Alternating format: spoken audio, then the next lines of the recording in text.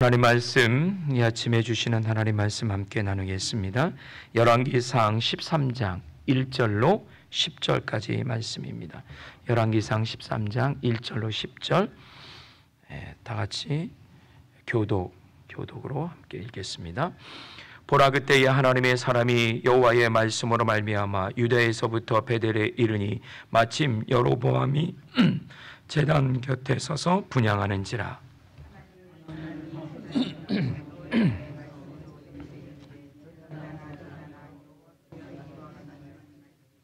다윗의 집에 요시아라는 이름하는 아들을 낳으리니 그가 내 위에 분향하는 산당 제사장을 내 위에서 제물을 바칠 것이요 또 사람의 뼈를 내 위에서 살리리라 하셨느니라 하고, 그날에 그가 징조를 들어 이르되 이는 여호와께서 말씀하신 징조라. 제단이 갈라지며 그 위에 있는 채가 쏟아지니라 하며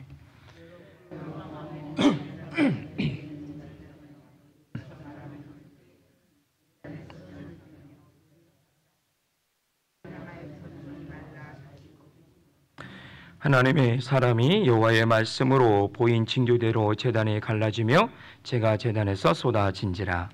왕이 하나님의 사람에게 말하여 이르되 청하건대 너는 나를 위하여 내 하나님 여호와께 은혜를 구하여 내 손이 다시 성하게 기도하라.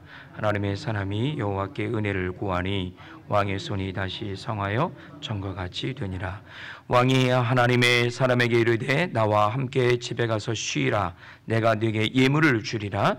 하나님의 사람이 왕께 대답하되 왕께서 왕의 집 절반을 내게 준다 할지라도 나는 왕과 함께 들어가지 아니하고 이곳에서는 떡도 먹지 아니하고 물도 마시지 아니하리니 이는 곧 여호와의 말씀이 내게 명령하여 이르시기를 떡도 먹지 말며 물도 마시지 말고 왔던 길로 되돌아 가지 말라 하셨음이니라 하고, 이에 다른 길로 가고 자기가 베델에 오던 길로 되돌아 가지도 아니하니라.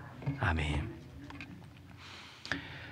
네, 북이스라엘의 왕이 된 여로보암이 오늘은 13장부터 시작이 되는데 어제 12장에 굉장히 중요한 내용이 나옵니다. 여로보암이 북이스라엘의 왕이 되고요, 북쪽 영토를 다 차지합니다.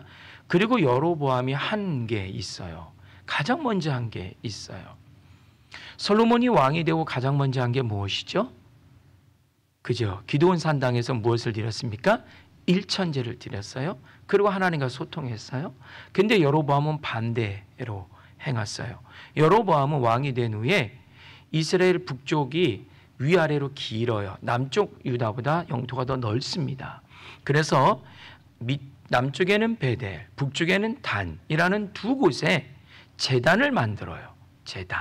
단을 만듭니다. 그리고 그곳에 각각 금송아지 하나씩을 두게 했어요.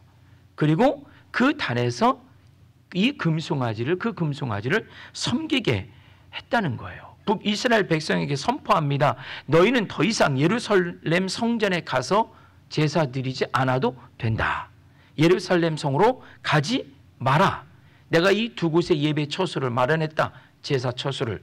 그리고 새로운 신을 만들었으니 이제 베델과 단, 남쪽과 북쪽 이 두 곳에 가서 이 금송아지에게 제물 드리고 제단 쌓고 제사 드리면 된다. 이렇게 말한 거예요. 이곳에 있는 금송아지가 너희의 신인 거예요. 출애굽했을 때 광야에서 모세가 시내산에서 나오지 않자 그의 형 아론이 금송아지를 만들었잖아요. 그리고 백성들에게 이것이 너희의 신이다. 와서 먹고 마시고 춤추고 노래하고 제사하자. 난리가 났었잖아요. 금송아지는 애굽의 신입니다. 애굽의 번식력이 강한 황소를 의미합니다. 번식력이 강하고 힘이 세고 생명력이 넘치는 그 송아지를 만든 거예요. 그 소를 만든 거예요. 여로보암이 왜 이렇게 했을까요? 왜 두 곳에 산당을 짓고 단을 만들고 금송아지를 만들어서 백성들을 거기에 머물게 했을까요? 그것은 12장 27절에 정확하게 나옵니다. 어제 본 말씀인데요. 백성의 마음이 유다에 있는 걸 원하지 않았어요. 백성의 마음이 예루살렘 성전에 있는 걸 원하지 않았어요. 왜냐하면 북쪽에 있는 백성들이 하나님께 제사하기 위해서 예루살렘으로 들어가고 예루살렘 성전에 들락날락하면 거기서 누구를 만납니까? 르호보암, 남유다의 솔로몬의 아들인 르호보암 적장자를 만나요. 그러면 어떻게 됩니까? 백성의 마음이 나에게서 돌이켜 유다의 땅에 머물고 르호보암에게 마음을 빼앗길 수 있다. 그러니 그럴 수 없지. 바로 이거예요. 이유는 단 하나예요. 백성의 마음을 나에게서 떠나게 할 수 없어서, 르호보암에게 빼앗길 수 없어서 그렇게 말한 거예요. 또 하나는요,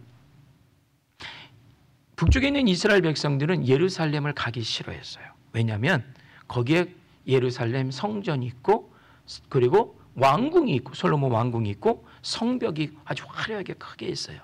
바로 그곳이 20년 동안 나의 할아버지를, 나의 아버지를, 내 인생을 거기다가 어떻게 다 쏟아붓게 한 정말로 악연이 있는 곳이에요. 예루살렘을 보고 예루살렘 성문을 보고 예루살렘의 왕궁을 보면 여기서부터 막 치가 끓어오르는 거예요. 우리의 노동력, 우리의 재물 다 끌어다가 저거 지어놨으니 그 성만 볼 때마다 어떻게 되는 거예요? 그렇죠? 화가 오르는 거예요. 더 이상 가지 마라. 이제 끝이야. 예루살렘하고는 끝이야. 성전하고는 더 이상 끝이야. 너희들도 싫지? 나도 싫어. 가지 말자 이제. 우리 베델과 단에 만들어 놓고 금송아지 놓고 여기서 제사하자. 이제 예루살렘 남쪽 유다하고는 인연을 어떻게? 인연을 끊자. 이것이 여로보암의 왕이 되자마자 첫 번째로 한 가장 강력한 정책이었어요. 결국 여로보암은요, 본인의 왕권, 왕좌를 지키고 유지하기 위해 하나님을 버리는 선택을 합니다. 이건 매우 큰 착각을 한 거죠. 여로보암. 유대 민족이 둘로 나눠진 이유가 뭘까요? 왕권이 둘로 나눠진 이유가 뭡니까? 하나님께서 솔로몬을 내려놓으신 이유가 뭘까요? 차마 당대에서는 벌을 못하고 그의 아들 르호보암 때 이런 엄청난 하나님의 심판이 임한 게 뭘까요? 왜 그랬습니까? 이유는 딱 하나예요. 하나님의 선지 아이야가 들에서 여로보암을 개인적으로 만납니다. 11장 38절에 그렇게 말씀하고 있어요. 그리고 아이야가 여로보암을 야, 이제 솔로몬 끝났어. 더 이상 안 되겠다. 하나님께서 북쪽 땅을 너에게 주시겠대. 그리고 새로운 왕조를 너를 통해서 이루고자 하실 거야. 라고 그에게 예언을 하는 내용입니다. 이거 제가 읽겠습니다. 11장 38절.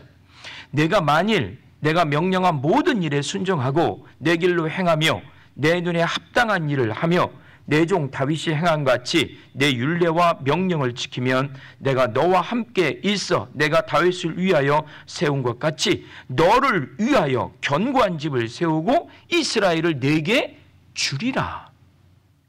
하나님의 말씀이에요. 하나님의 선지 아이야를 통해서 하나님이 사랑했던 그 솔로몬을 내려놓고 여로보암을 세운다는 말씀이에요. 조건은 딱 하나예요. 내가 내 앞에서 순종하고 내 법도와 율례를 지키면 마치 다윗처럼 그렇게 행하면 내가 너의 집을 견고히 세우고 이스라엘을 너에게 줄 것이다. 왕이 된 이유가 하나님이 세우신 거였어요. 솔로몬은 하나님의 법도를 지키지 않아서 하나님이 심판하셔서 하나님이 내려놓으신 거예요. 그러나 준수했던, 성실했던, 부지런했던, 순종했던 여로보암에게 하나님이 새로운 왕권을 주시겠다 약속하신 거예요. 조건은 딱 하나예요. 다윗이 내 명령을 지켰던 것처럼 너도 지키면 주겠다. 그래서 왕이 됐거든요. 그런데 왕이 되자마자 그 법도를 어떻게 합니까? 그렇죠? 내려놓습니다. 왕이 된 이유도 지속적인 왕의 자리를 유지하는 길도 오로지 누구에게만 있다? 하나님에게만 있습니다. 그런데 아이러니하게 정말 이해를 못하겠어요. 제가 말씀을 묵상하고 오늘 말씀을 준비하면서 야, 여로보암 진짜 모르겠다. 그걸 알아요. 그래서 왕이 된 걸 알아요, 본인이. 그런데 왕의 자리를 지키기 위해서 더 열심히 하나님을 섬겨야 되는데 왕의 자리를 지키기 위해서 하나님을 버려요. 이 얼마나 어리석습니까? 오늘 본문에 하나님의 사람, 무명의 선지자가 등장해요. 하나님이 급하셨어요. 와, 저는 이 무명의 하나님의 사람 이름이 없어요. 저는 왜 이름이 없을까를 고민해 봤어요. 왜 성경은 이 열왕기상 이 기자는 왜 하나님의 사람이다라고 얘기했을까요? 보통 이렇게 중대한 일은 선지자 이름을 거론합니다. 그렇죠? 누구누구가 와서 어느 선지자가 와서 누구에게 말하더라. 근데 선지자 이름이 없어요. 왜 그럴까요? 하나님이 급하셨던 거예요. 오죽 하나님이 급하셨으면 지나가는 선지자, 무명의 선지자를 여로보암에게 갖다 붙이셨어요. 무명의 선지자가 베델에서 마침 그때 베델에서 그 베델단에서 제물 올려놓고 금송아지 갖다 놓고 제사를 드리는 여로보암과 모든 백성들에게 하나님이 그 옆을 지나가는 무명의 선지자를 그냥 붙이셨어요. 너무 급해서. 대단하지 않으세요? 우리가 이 하나님의 마음, 하나님의 심정을 읽을 줄 알아야 된다고 저는 생각해요. 성경을 볼 때, 말씀을 읽을 때 하나님이 도대체 왜 그러셨을까? 하나님이 왜 이렇게 급하실까? 하나님이 왜 이렇게 말씀하실까? 단순히 문자적으로 이 말씀을 보고 아멘 아멘 하는 것이 아니라 이 속에 숨겨져 있는 하나님의 마음을 볼 수 있는 그런 믿음이 있어야 될 줄 믿습니다. 하나님 급하셨어요. 정말 급하셨어요. 그리고 그냥 그 무명의 사람이 선지자가 여로보암이 분향하는 그 단위로 진격을 합니다. 오늘 본문이에요. 그리고 예언을 해요. 소리를 지릅니다. 그 사람 누가 알아주겠습니까? 초청장도 없어요. 거기서 아무나 올 수 없는 거거든요. 근데 막 소리를 지릅니다. 그 단을 향해서, 여로보암을 향해서 예언을 합니다. 예언을.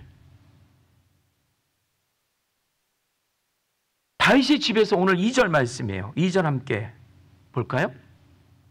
2절 함께 읽겠습니다. 하나님의 사람이 제단을 향하여 여호와의 말씀을 외쳐 이르되 제단아 제단아 여호와께서 이와 같이 말씀하시기를 다윗의 집에 요시아라는 이름하는 아들을 낳으리니 그가 내 위에 분향하는 산당 제사장을 내 위에서 제물로 바칠 것이요 또 사람의 뼈를 내 위에서 사르리라 하셨느니라. 남쪽 유다의 다윗의 자손 중에 요시아가 나옵니다. 후에 요시아가 왕이 되어 종교개혁을 일으킨 왕입니다. 이 요시아가 나서 너희들을 하는 이 행악한 것들을, 이 악한 행동을 어떻게 그냥 끝장내겠다는 거예요. 그리고 이렇게 잘못된 자격도 없는 제사장들 제사 지내고 있는 이 사람들 제물이 되게 단 위에 올려놓고 불살아버리겠다는 거예요. 그리고 이 단을 반쪽으로 갈라놔서 그 위에 있는 단 위에 있는 재를 땅바닥에 쏟아 버리시겠다는 거예요. 하나님의 사랑 이름도 없는 무명의 선지자가 이렇게 강력한 메시지를 여로보암에게 전달합니다. 그러자 여로보암이 그 소리를 듣고 굉장히 예민해 있죠. 여로보암은 지금 굉장히 중요한 겁니다. 베델이라는 곳에 단을 쌓아놓고 처음으로 제사를 드리고 있는 거예요. 예, 얼마나 예민합니까? 신경을 많이 썼겠어요. 그런데 그 소리를 듣자 그 사람을 향해서 손을 가리킵니다. 저를 잡으라. 당장 잡아오라 하자 이 가르치는 손이 성경에 보니까 말랐더라. 움직이지 못하는 거예요. 신경이 다 끊어진 거예요. 말라 비틀어진 거예요. 순식간에. 구부릴 수 없어요. 손을 작동을 못합니다.